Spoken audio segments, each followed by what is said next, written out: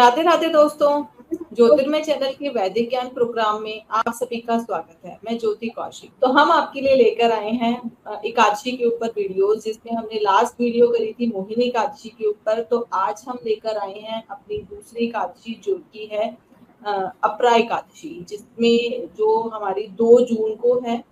तो ये क्या फल देती है, इसको करने से कैसे हमें सक्सेस मिलती है, क्या चीज इसमें हमें नहीं करनी चाहिए, तो हम पूरे डिटेल में ये वीडियो करेंगे, जिसमें हमारे साथ हैं अदिति गोयल जी। राधे राधे मैम, आपका स्वागत है हमारे चैनल पे। राधे राधे ज्योति जी, बहुत बहुत शुक्रिया अपने चैनल पे इनवाइट करने के लिए। मैम, जैसे आपने हमें लास्ट टाइम मोहिनी एकादशी के बारे में बताया था कि वो क्या फल देती है, कैसे व्रत करना चाहिए, कैसे खोलना चाहिए, तो हम आज भी आपसे इसी के ऊपर डिस्कस करना चाहते हैं कि जो हमारी अपरा एकादशी जो 2 जून को है, ये कैसे व्रत रखना चाहिए, क्या फल मिलता है। तो सबसे पहला मेरा क्वेश्चन ये है कि इस दिन जन्मे लोग कैसे होते हैं? अब एकादशी तिथि जैसे महीने की 15 तिथियां होती हैं। एक शुक्ल पक्ष की 15 तिथियां होती हैं और कृष्ण पक्ष की 15 तिथियां होती हैं। जो ये अपरा एकादशी आती है, ये विशाख मास की कृष्ण पक्ष की एकादशी तिथि कब पड़ती है। और इस दिन जन्मे जातक, एकादशी तिथि को भी जो भी जन्मे जातक होते हैं, वो थोड़ा ना बहुत ही रिलैक्स्ड वाली लाइफ जीना पसंद करते हैं। उनको ना अपनी लाइफ में उथल पुथल भागा दौड़ी पसंद नहीं है, थोड़ा रिलैक्स होकर रहना पसंद करते हैं। अब जैसे ये 2 जून 2024 को आ रही है अपरा एकादशी, तो इस दिन विशाख मास की शुक्ल पक्ष की ये 11वीं तिथि है, जिसको एकादशी बोलते हैं। इस दिन भद्रकाली जयंती भी इस दिन मनाई जाती है, तो इसको भद्रकाली जयंती दिवस के रूप में भी इस दिन को मनाया जाता है। जैसे कि हम एकादशी तिथि की बात कर रहे हैं, इस तिथि का नाम अपरा एकादशी दिया गया है। अपरा एकादशी क्यों दिया गया है? जैसे कि भगवान ने सारी सृष्टि की रचना की है, इसमें जीव जंतु जानवर हर चीज बनाई है। तो उन्होंने एक पाप पुरुष की भी रचना करी। पाप पुरुष क्या कर, उन्होंने जब पाप पुरुष की रचना करी तो उन्होंने लोगों को देखा कि लोग पाप की तरफ ज्यादा अट्रैक्ट हो रहे हैं, अच्छे कर्म को भूलते जा रहे हैं। तो पाप में लिप्त होने के कारण लोगों में बुराई का वास होने लगा, कुछ अच्छा ना होना या जैसे। तो भगवान ने क्या किया, एकादशी को जन्म दिया जो कि पाप को नष्ट कर सके। उन्होंने क्या किया कि जो इस दिन व्रत करेगा, उस दिन वो जो भी पाप करेंगे उसके पाप इजीली नष्ट हो जाएंगे। तो ऐसे पाप पुरुष को भय आने लग गया कि भगवान आपने ही हमें पैदा किया है और आप ही हमें नाश कर रहे हैं, हमारा नाश कर रहे हैं एकादशी का जन्म देके। तो उस वक्त भगवान ने पाप पुरुष को कहा, तुम 11वीं तिथि वाले दिन अन्न में प्रवेश कर जाया करो, इससे तुम्हारा उस दिन बचाव होगा, क्योंकि मैंने ही तुम्हें जन्म दिया है, तो तुम्हारा पालन पोषण करना भी मेरा ही फर्ज है। तो इसीलिए उस दिन कहा जाता है कि एकादशी वाले दिन अन्न ना खाया जाए, क्योंकि उस दिन जो अन्न में पाप होता है वो ना खा के हम उस पाप को करने से भी बच जाते हैं। इस एकादशी को अपरा और परा 2 नामों से जाना जाता है। अपरा, अपराजित मतलब जिसको जीता जा सके, जिसको पराजित किया जा सके इजीली, इसलिए इस दिन का नाम अपरा एकादशी पड़ा।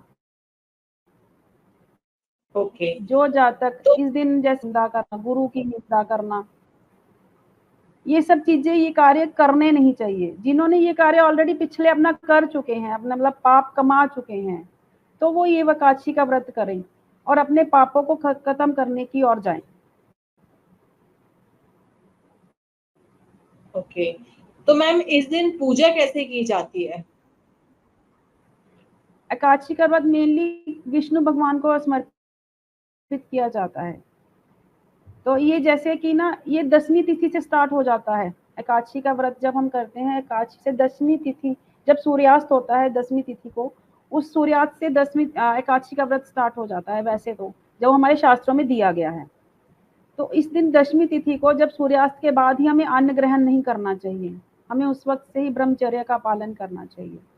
और एकादशी वाले दिन सुबह उठकर स्नान करने के पश्चात हमें अपना भगवान विष्णु के आगे पीला वस्त्र बिछाना चाहिए, पीले रंग का आसन ग्रहण करना चाहिए और पीले ही फूल से उनकी पूजा करनी चाहिए, पीला भोग चढ़ाना चाहिए। तो इससे भगवान विष्णु के ओम नमो भगवते वासुदेवाय मंत्र का जाप करना चाहिए।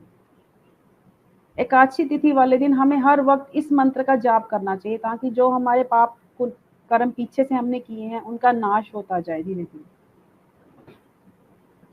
ओके, तो मैम ये जो पूजा है सिर्फ उन्हीं लोगों को करनी चाहिए जो इस दिन का व्रत रखते हैं या कोई भी कर सकता है?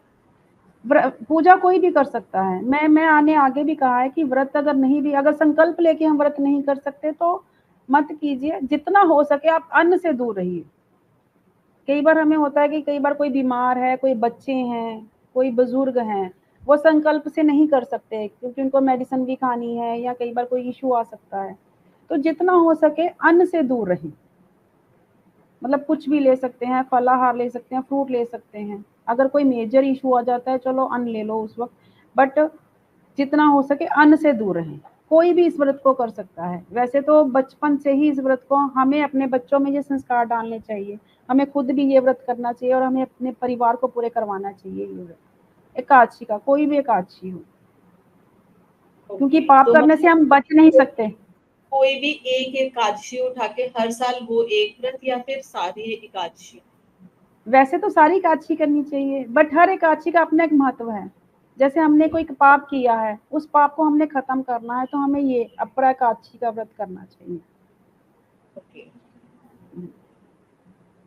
तो मैम अगर जैसे काफी लोग होते हैं जो बहुत कोशिश करते हैं सक्सेस पाने की, नहीं मिल पाती, बिजनेस के अंदर फैमिली में बहुत सारे झगड़े होते हैं, क्या कोई ऐसी रेमेडी है जो हम इस दिन करके इन सब चीजों में अपना सक्सेस पा सके? जी बिल्कुल। जैसे कि ये काशी किसके लिए है? हमें हमें पराजय पे सक्सेस पानी है।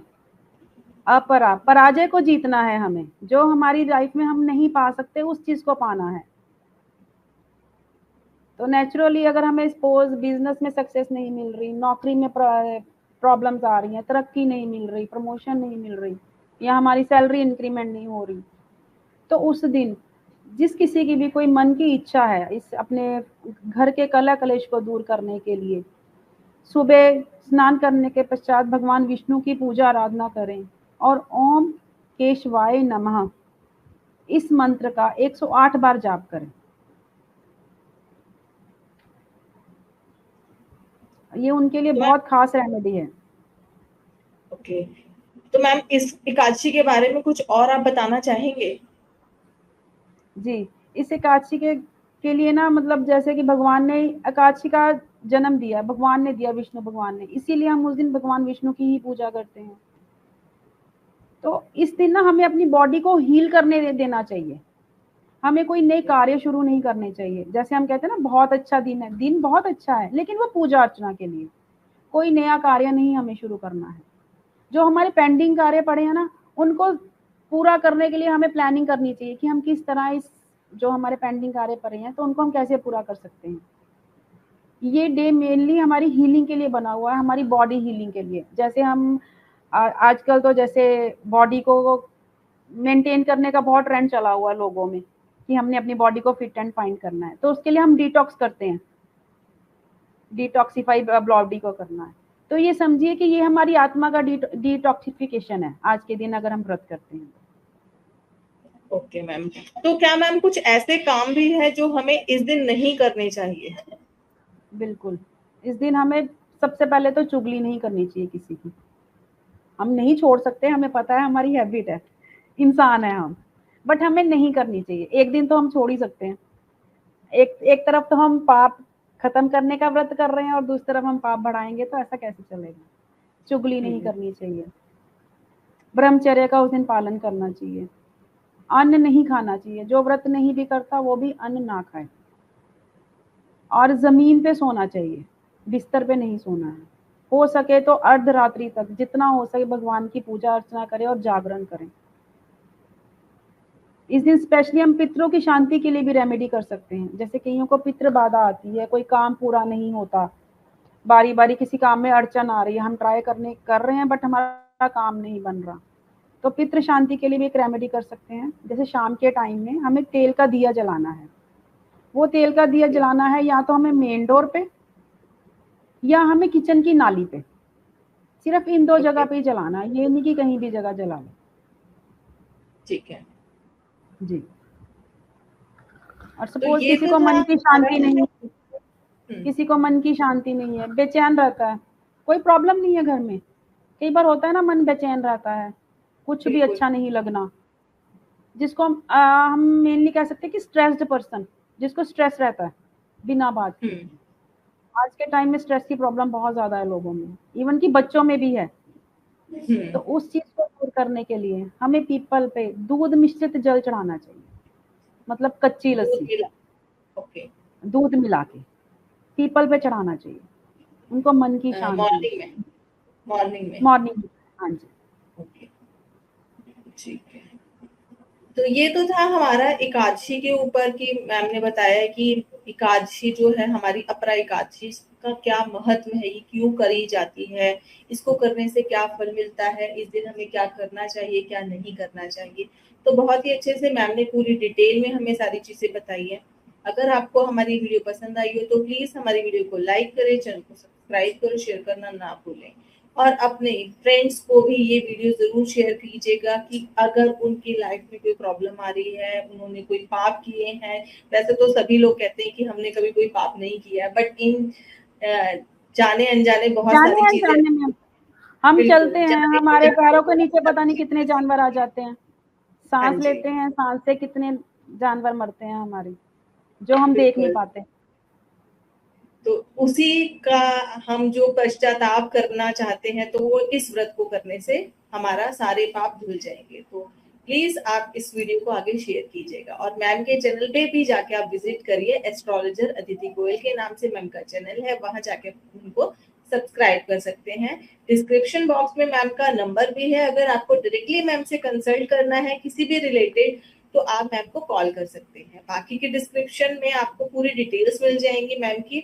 तो थैंक यू सभी को, Radhe Radhe ma'am, thank you, Radhe Radhe, आपने बहुत सब चीजें एक्सप्लेन करी अच्छे से, thank you. Radhe Radhe Jyoti ji.